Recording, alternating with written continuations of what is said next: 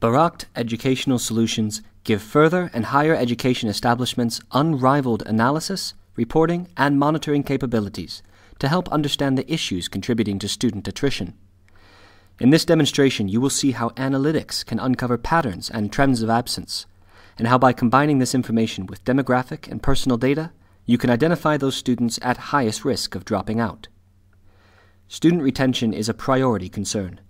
Academic establishments have always committed themselves to student welfare and success, but now retaining students has become a matter of economic survival.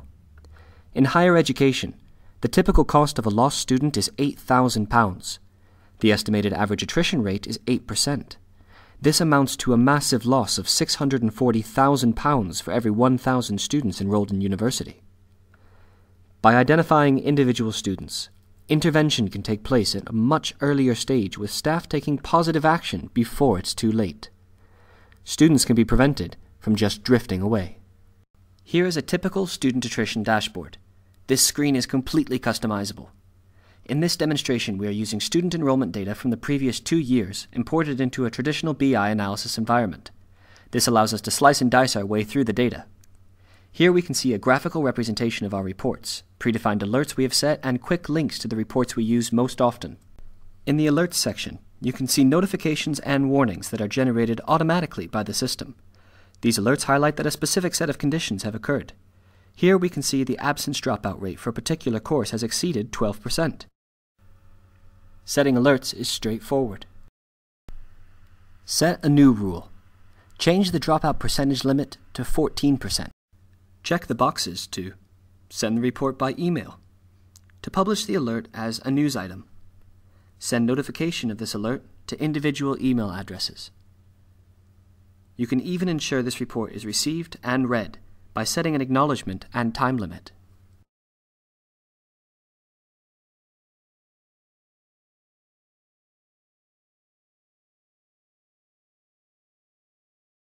Let's see some ad hoc analysis. As we look at dropout percentage across varying attributes, we are looking for spikes which will indicate a higher propensity for attrition in that subset. This first chart shows the percentage dropout rate across all schools. As you can see, there are no significant differentiators. We can look at dropout rate by type of course, undergraduate or postgraduate. We can look at dropout rate by attendance type, full-time or part-time. Again, no real spike. By ethnicity, by gender. None of these factors generate a significant result. We can also look at ease of entry. Here we see our first significant spike. Students who just qualify for their course make up a large percentage of students who eventually drop out. We can also look at how far a student lives from home. Students who live less than 10 miles from home are much more likely to drop out than those who live further away. Let's look at what happens when we combine these two factors, ease of entry and distance from home. Here we can see just how much these two specific factors influence dropout rates. A high percentage of students who just qualify and live less than 10 miles from home drop out. Whilst this is powerful and we can see it does highlight specific areas, we are limited in what we can fully understand. This is because the human brain is only capable of analyzing this type of scenario in 5 to 7 dimensions. It is not possible from this to quickly see if a person exists in 2 or more categories, and if so, what the most important driver for that individual is. This is where predictive analytics comes in. Predictive analytics allows us to make accurate predictions about future events.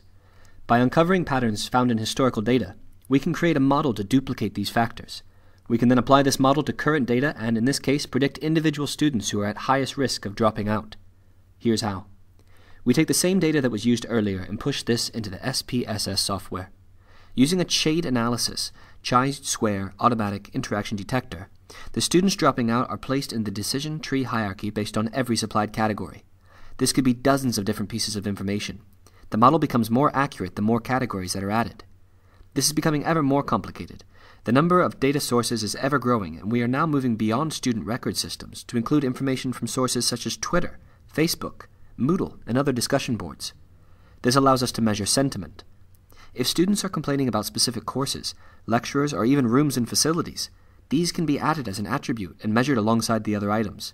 For example, if there are negative tweets about rooms being overbooked or equipment being unavailable, we can bring this into the analysis.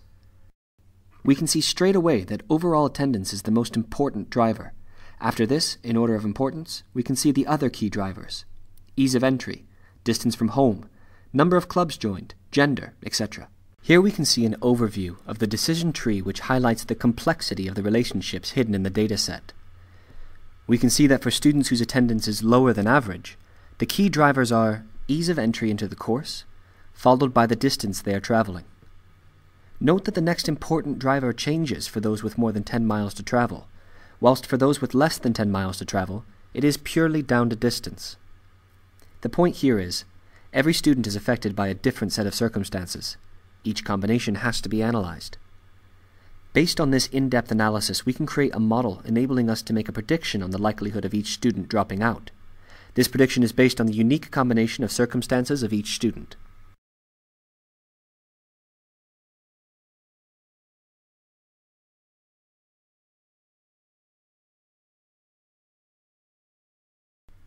The data that the SPSS creates can then be fed into a table of lever predictions.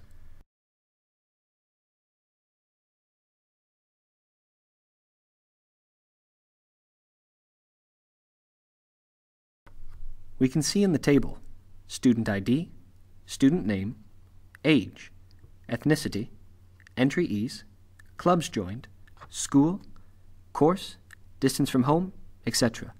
This data can then be fed back into the BI system. Back at the BI section, we can apply the model to our data.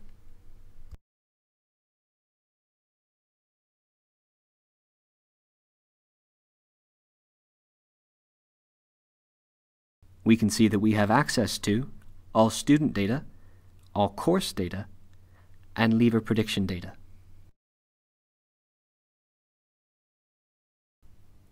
Our start point is a list of all the students. We drag in student ID. We then drag in the course they are enrolled in with information such as type of study, part-time or full-time, type of course, undergraduate or postgraduate. We then drag across the percentage risk of leaving. We can filter the results to show only the students that have more than 80% risk of leaving. Here we can see the list of all the students who have greater than 80% chance of dropping out. We expect that by implementing the Barrachd student attrition solution, institutions will see a reduction in attrition of around 20%. This would equate to a saving of £128,000 for every 1,000 students. Student attendance in general improves, as does financial management for both the students and the institution. I am sure you will agree, any cost associated with reducing student attrition is clearly outweighed by the cost of doing nothing. For more information, please call David Fairley on 07841 418 222 or email us at contact@barrachd.com.